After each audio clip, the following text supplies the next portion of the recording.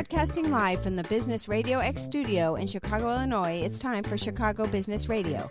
Brought to you by FirmSpace, your private sanctuary for productivity and growth. To learn more, go to firmspace.com. Now, here's your host. Hey everybody, and welcome to Chicago Business Radio. I'm your host, Max Cantor, and before we jump into the show today, I just want to thank our sponsor, FirmSpace. Without them, we could not be sharing these important stories that we do. And speaking of important stories, I'm excited to talk to our guest today. She is the director of Agency Abron. Please welcome to the show, Vanessa Abron. Welcome to the show, Vanessa. Thank you for having me. Of course. Thanks for being here. So let's dive right in. Tell me a little bit about Agency Abron. What do you guys do? Well, Max, you caught me at a great time. So Agency Abron is a creative direction company. We started primarily doing public relations, helping agencies and businesses and things of that nature with their public relations initiatives, especially getting them into media. And since then, we've expanded beyond that. So that also includes event management and development, consultations, creative direction, concept development, and things of that nature. So I saw that you yourself used to be an artist. Is that right? That is incorrect. I am currently an artist. You did get me there. Yes, of course, you're currently an artist. So how did you kind of pivot from maybe doing the arts 100% to then doing what you do now? Oh my gosh, that's a loaded question, but let me see how I can make this really quickly. So growing up as a kid, my parents put me in dance and music lessons, and I carried that over into high school.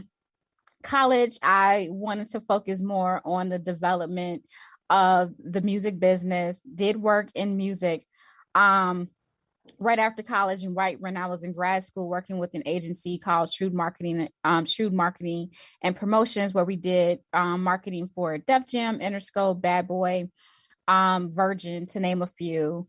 The record industry had took a pivot, and it was recommended that I should explore PR. And when I was in college, when I was an undergrad, a PR teacher said the same thing. So I was like, I need to give it a try. Started working in public relations full time. After that, working at agencies like Weber Shandwick and Hill and Knowlton. Then I transitioned to working with Ebony Magazine. Well, actually, it was Johnson Publishing Company, which had Ebony Magazine, Jet Magazine, and Fashion Fair Cosmetics. So working with the magazine, got in touch with the music industry again, because a lot of the artists that were on different labels were working to get interviews in Ebony and Jet magazine. So kind of got my feet wet again there, especially working red carpet events and things of that nature for the publication. So that sparked my interest again. After that, I did a quick corporate stint before transitioning into being an independent consultant. And from there, I started to attract a lot of other artists, and just organically, the artists within me started to get revived again.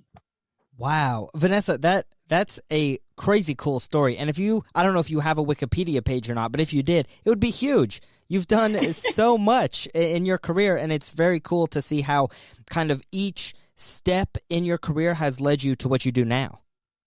Yeah, I mean, and I don't have a Wikipedia page. I think you can't start your own Wikipedia page. From what I heard, I don't know, but no. So if you want to go start one for me, go for it. Gotcha. So for Agency Abron, who is your ideal client? Oh my gosh. So that's a really good question. And I really was just talking to a friend of mine earlier today about how I really want to make sure that everyone knows that Agency Abron isn't for everyone. First and foremost, while this may sound very esoteric, I just like to connect with other individuals that we kind of have like this connection that you can't quite put your finger on, if that makes sense. So it's usually like you have like this synergy that you can't quite describe, and that is very important to me. I like to have clients that's looking for a relationship as opposed to oh, I'm gonna give you my money and you execute this and that's it. Like I really want my clients to feel like they're part of a family. So for example, just this past summer, I had a client, she is a musician and she did a listening event in LA. I was there and I helped her with it. And when I was there, like her friends and family mentioned to me that although I had known her for only a year, our connection seemed like it was one that we had for years and years and years. And that meant a lot to me, that I'd like to have that connection with my clients. But I'm also looking for those, if we're going to, so that's the esoteric, fluffy, but very important aspect of it. But also I'm looking for clients that's looking for non-traditional ways of meeting their goals. And actually just thinking about exploring outside of the box and willing to take some risk while also combining that with some traditional means as well. So you mentioned goals. What are some goals that your clients have brought to you? So some examples of those. Well, most importantly, everyone wants to get more visibility. And that's different for every person. Everybody, every company, every brand, they want more exposure. They want more visibility. And what that looks like is very different for each client. So one client may want more followers on social media but going back to the ideal client, I would prefer to have the client that's looking for more engagement on social media versus the client that's looking for more followers on social media. So that is, some goals and so engagement is how much are people connecting with you? You can get those followers. You can buy followers. That means absolutely nothing.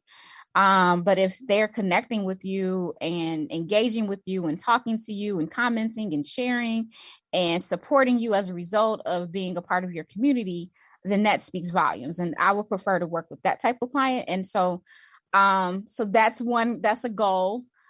For example, some clients may want media exposure. They may say, I have a dream of being on Good Morning America or something local like Windy City Live, which is now, Windy City Weekend. So something like that, or just ABC, your local ABC or NBC affiliate.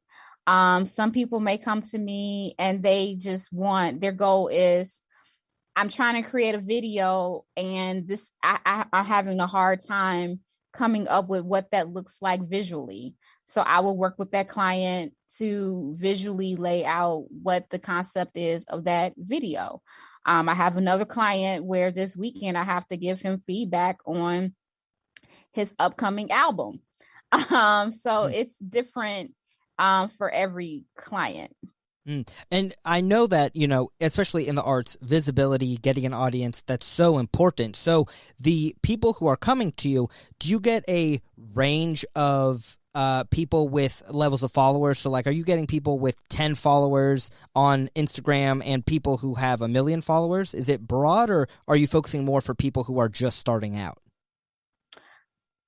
I wouldn't say I'm working with those in the millions. However, I do work with some corporate brands. So I want to say that I have worked with artists and I do work with small businesses. I work with some nonprofits as well.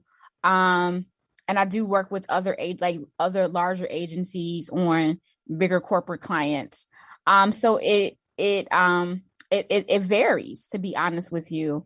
And it just depends on and so when a client comes to me, I have them go through an exploratory call. And through that exploratory call, I really listen to what it is that they're trying to accomplish. And I think about, okay, what are your goals? What are you trying to do? And am I able to feasibly help you accomplish those goals? And depending on where you are. So someone can come into the door and they can have 10 followers and they can be a brand new startup but if their goal is, I just want to get up to 100 followers on social media, I want 2, media placements, I want to do a couple of speaking engagements, I want to do then that's like, okay, I can work with you. But if a person with 10 followers comes in, it's like, I want to be on Good Morning America, that might be a little bit of a stretch. But if a client comes in and they already had some traction and they've been doing a lot of things before me, and they're like, okay, this is all the things that we're done. We're ready to level up. We're ready to go on Good Morning America or the Today Show. Then I can say, okay, that's possible. So it depends on where someone is in their journey. I will say personally, I like this. I like the mid startup. So I noticed that like when you're like a brand new startup, it's harder because it's like, okay, this is like your business is your baby, right? This is your baby. It's your pride and joy. And you want everyone to look at your baby like it's the most beautiful baby in the whole entire world. And unfortunately, that's not the case, because there's a million babies out there and everybody, I mean, they may look at your baby like, oh, that's great. We applaud you. Congratulations. And then they keep going. So it's not about, so it's like getting people to understand, or clients to understand, that you have to build the foundation and grow from that to really get to where you're trying to be. It's not as cut and dry as you would like it to be. Sometimes it is, but oftentimes it's not. So it's like, okay, I have this brand new baby and I want this baby to go to Harvard, let's say. It's like your baby's not going to be at Harvard in 2-3 years, but through growth and development and with the right, with the right, whatever, you can get it to this Harvard level status, right? So I'm using Harvard as a metaphor, right? Or, or I just want to, maybe it's not Harvard. I just want the child to college, right? So it's like, what does that look like? So I hope I'm making sense, because I feel like I'm rambling a little bit. No, I'm totally following what you're saying. And I think your business is so cool because you're not just working with one type of artist. It's not just musicians, or it's not just videographers. Going through your website, you see there's such a broad spectrum of people that you can help. And so for you, that must keep things so interesting and so fun. It does. It does in a lot of different ways. It keeps me on my toes. It keeps me somewhat cool, especially with my nieces and nephew, by having, my finger on the pulse of what's going on in today's culture, and being able to not just have my finger on the pulse, but being able to help influence it and tell the stories that's going on in today's culture. Like, I think one of the most invigorating things is like when you see other people talking about something that at one point they weren't talking about before, or was under the radar, or, just getting it to a level where it wasn't before. And that's pretty awesome. So I'm curious about this. I know for Google, you can pay to get more views. Like on YouTube, you can promote your video. On TikTok, you can promote your video. Do you recommend that to artists when they publish content, or are you looking at other ways? Yes, you do. I do, but I definitely recommend integrated marketing approach. So yes, like if you're paying, and it depends on how you're paying. So if you're doing like paid ads and promotions, absolutely, you want to be able to have some ways that you can guarantee that you can reach a new audience, and have your eyes on, have your brand on eyes that have never seen you before. And it's like a commercial. Like when you look at a commercial, you look at it, you see it, and it's like, and you remember it, and you see it over and over and over again. And maybe even if you can't invest in that particular brand or product or service at the moment that you see it, by seeing it over and over and over again through commercials, you remember it when it's time for you to get something. So, for example, I'm in Chicago, and that 588-2300 Empire, like that phone number is embedded in my memory forever. Yeah. So if I was looking for carpet, I may or may not go to Empire, but it is, I know I can call 588-2300 to get Empire. So there's definitely value in doing some form of advertising on YouTube, and Instagram and Facebook and things like that. Do weigh in your expectations, right? So what I've noticed, like I had one client tell me that she can get more sales by doing promotions on Google, which makes more sense because on Google, if you type in something, you're probably looking for it to buy.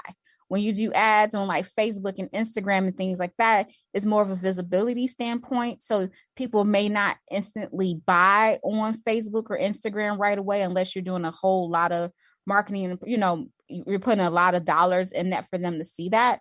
But I've noticed like if you're doing a promotion or something like that, or you have like a free event that people can register and sign up for, Facebook and Instagram ads are good for that, especially as an artist too. Like if you have a video, a music video, and you put some promotion behind it, and that video pops up in someone's ad, even though they may be watching another YouTube video, if your video comes up in the ad and it sounds good, they may keep watching it and listening to it because you caught their attention when otherwise they may not have seen you.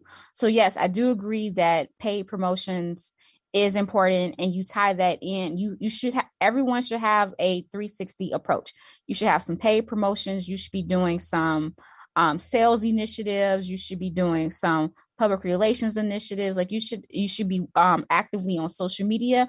And I think that's the one thing that's, you know, goes back into making sure you level set your goals.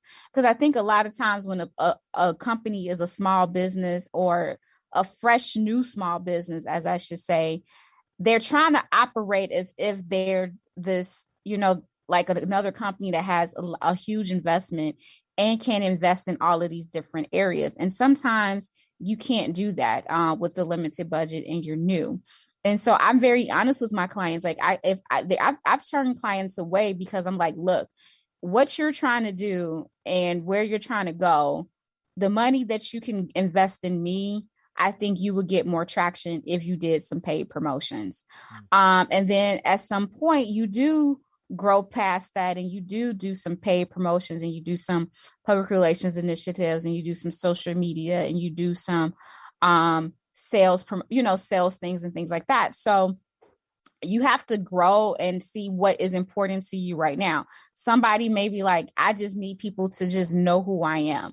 Like I love the client that says, I want to be in media to give me credibility. That's the ideal client. When a client is like, I want to be in media because they think that's going to equal sales, that's a red flag for me, because that doesn't happen all the times. Like a person has to hear a brand or hear a name or hear a company at least 7 times before they commit to trying to invest in it, or at least remember it. Of course, if you do events and things like that and you have them on the spot, you know, you have a better chance because they have that engagement factor. But a person has to at least hear your brand 7 times before they even remember it.